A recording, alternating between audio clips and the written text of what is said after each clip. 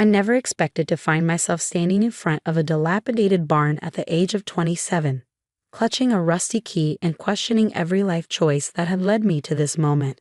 The August heat bore down mercilessly as I stared at my inheritance, 200 acres of supposedly worthless land that my family couldn't believe I'd actually accepted. Sarah's lost her mind. I'd overheard my sister Amanda tell our mother at the reading of Grandpa Joe's will, "Who chooses a rundown farm over a cash inheritance?" But something in Grandpa's eyes during our last conversation had told me there was more to this property than anyone realized. He called me to his hospital room 3 days before he passed, his weathered hands gripping mine with surprising strength. "The farm, Sarah," he'd whispered, his voice rough but urgent. "Take the farm. Remember what I taught you about looking beneath the surface." Now, watching the prairie grass wave in the hot wind, I wondered if my family might be right. The main house needed major repairs. The fences were falling apart, and this barn, while it looked like it might collapse if someone sneezed too hard. My phone buzzed, another text from Amanda. "Mom's worried about you. It's not too late to sell that wasteland and split my inheritance with you. Be reasonable for once." I silenced the phone and pulled out Grandpa's key. The barn door groaned in protest as I pushed it open, sending dust motes dancing in the sunbeams that pierced the old roof. The interior smelled of aged wood and memories, summer afternoons helping Grandpa repair farm equipment, him teaching me about engines while my sister and cousins played video games inside. "You've got oil in your veins, just like me," he'd say proudly, while Mom fretted about me being a tomboy, and Dad urged me to focus more on my business degree. The barn looked empty at first glance, just some old tools hanging on the walls, piles of weathered lumber, and a rusty tractor that hadn't run in years. But Grandpa's words echoed in my mind, looking beneath the surface. I ran my hands along the walls, remembering how he taught me to check for hidden problems in engine blocks. "Sometimes the real story isn't what you can see, Sarah. It's what's hidden underneath." Near the back wall, my fingers caught on something, a slight irregularity in the wooden planks.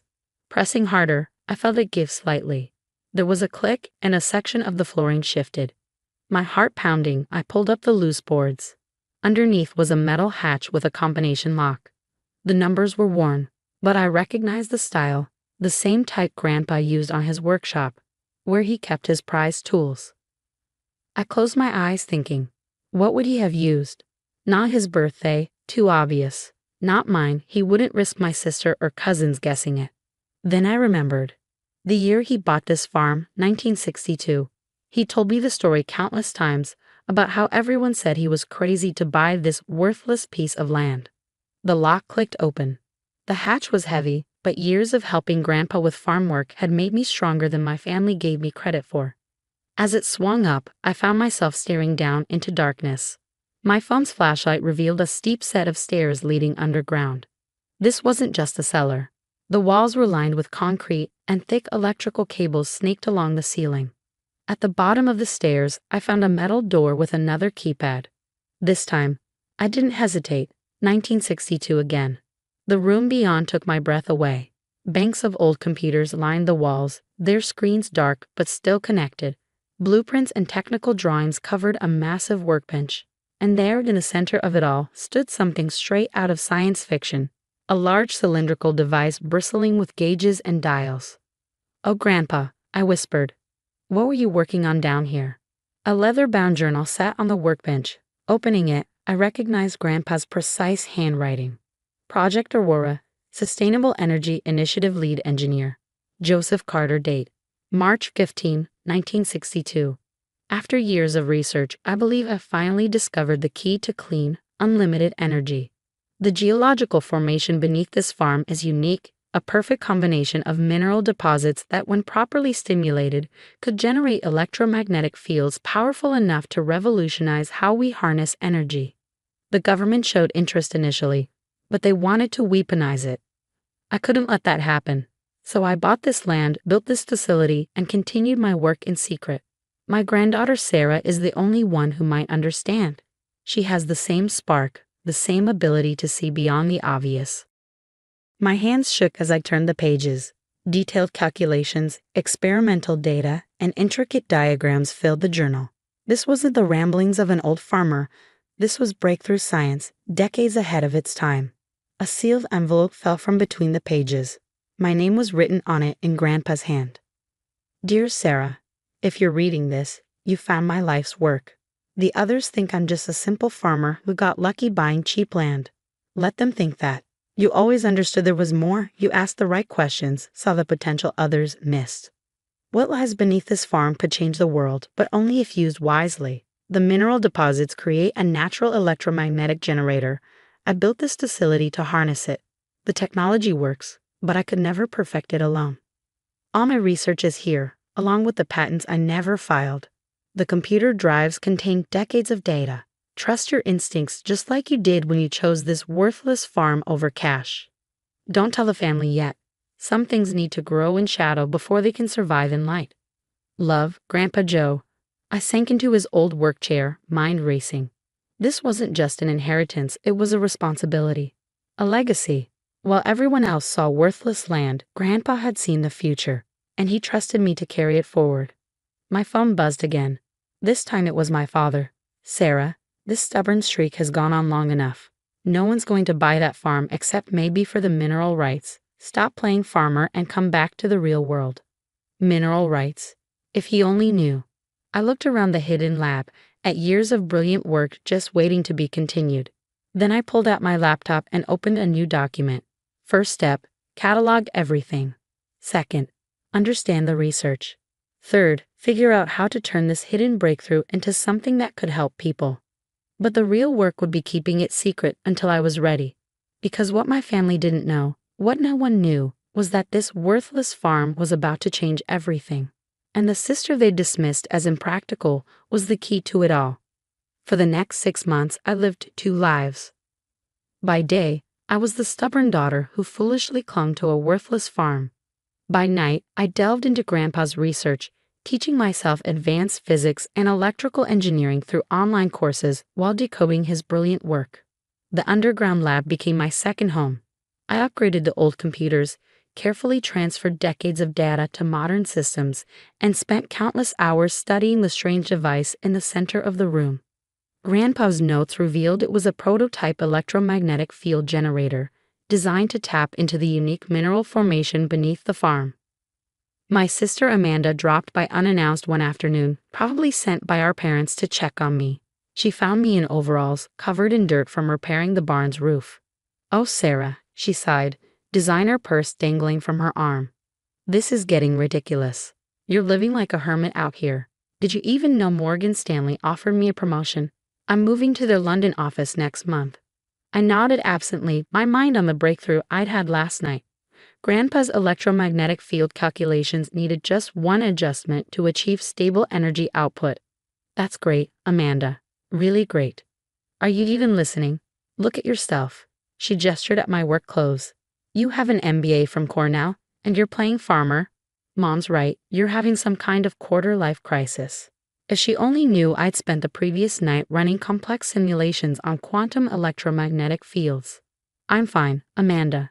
The farm is fine." "The farm is not fine. It's falling apart. And so is your life." She pulled out her phone, showing me photos of expensive London apartments. "Come to London with me. I can help you get a real job in finance. Stop wasting your time here." I thought about the patent applications I'd secretly filed last week, about the promising early tests of Grandpa's device, about the emails from 3 major energy companies expressing interest in my theoretical papers on sustainable electromagnetic power generation. "I appreciate the offer," I said carefully, "but I'm exactly where I need to be." After she left, I returned to the lab. The prototype was finally ready for a full test. I'd spent weeks checking every calculation, every connection. The mineral deposits beneath the farm created a natural electromagnetic chamber. Grandpa's genius was in finding a way to harness it safely. I initiated the startup sequence, watching as the gauges came alive. The cylinder hummed, electromagnetic fields building exactly as predicted. Power readings climbed steadily. Then everything went wrong. The lights flickered. Alarms blared. The cylinder's hum turned into a dangerous whine. I lunged for the emergency shutdown, but not before a massive power surge shot through the system. The entire farm went dark. So did the neighboring properties. When I emerged from the lab, I found police cars and utility trucks at my gate. Ma'am, a utility worker approached. We detected a massive power anomaly centered on your property. We need to inspect your land. My heart raced. It's an old farm. Probably just faulty wiring in the barn. I'll have an electrician look at it. But I knew they wouldn't let it go. The surge had been too large to ignore. That night, I got an email from the Department of Energy requesting a meeting about unusual electromagnetic activity detected in the area. I needed help, real help. That's when I remembered Dr. Helen Chen, my favorite physics professor from Cornell.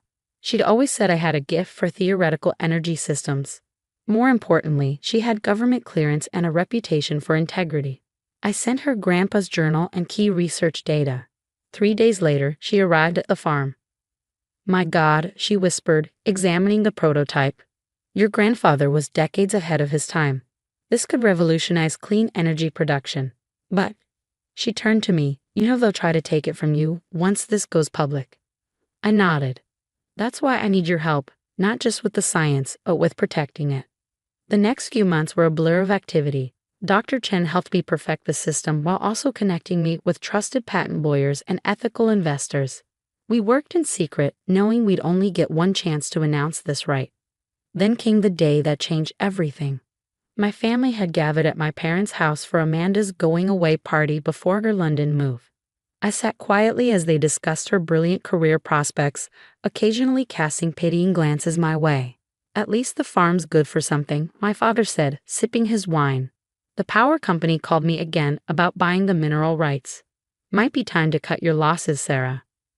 Actually, I said, sliding a newspaper across the table, you might want to read this first. It was tomorrow's edition, sent to me by the publisher.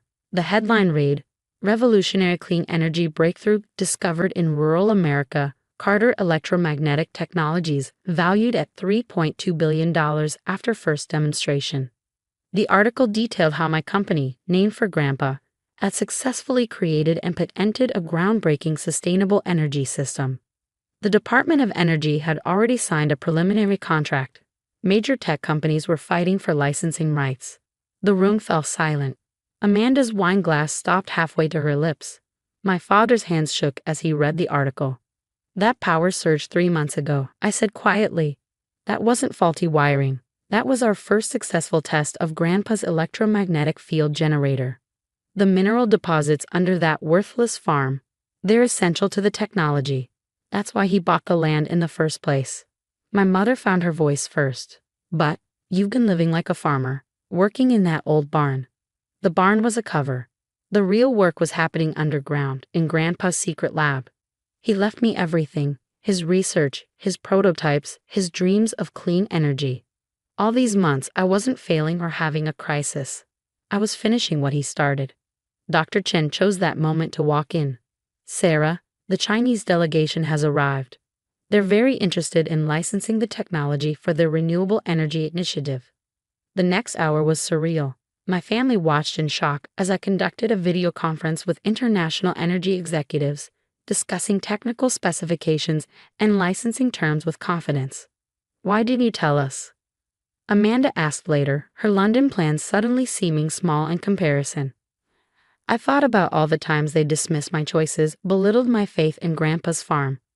Would you have believed me, or would you have tried to take control, just like you always do? The transformation in my family was remarkable.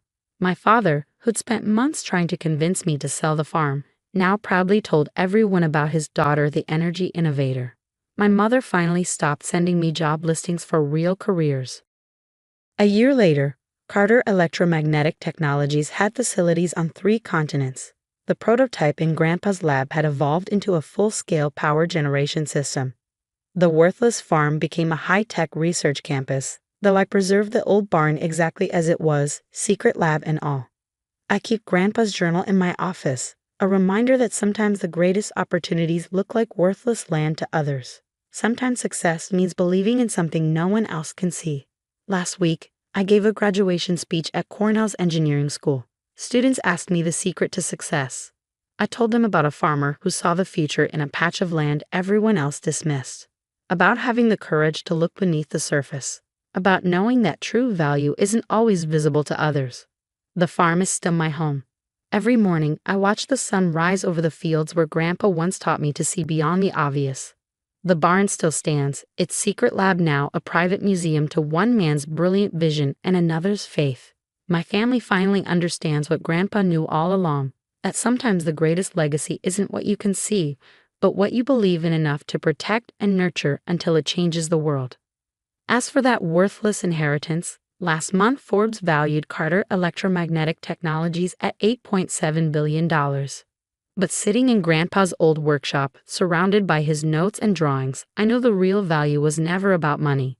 It was about believing in something everyone else dismissed, about having the courage to stand alone until the world caught up to your vision. The Department of Energy now calls our technology the future of sustainable power. Environmental groups praise our zero-emission systems. But I still remember standing alone in front of that old barn, clutching a rusty key, choosing to believe in something no one else could see. Sometimes the best revenge isn't proving others wrong, it's proving yourself right.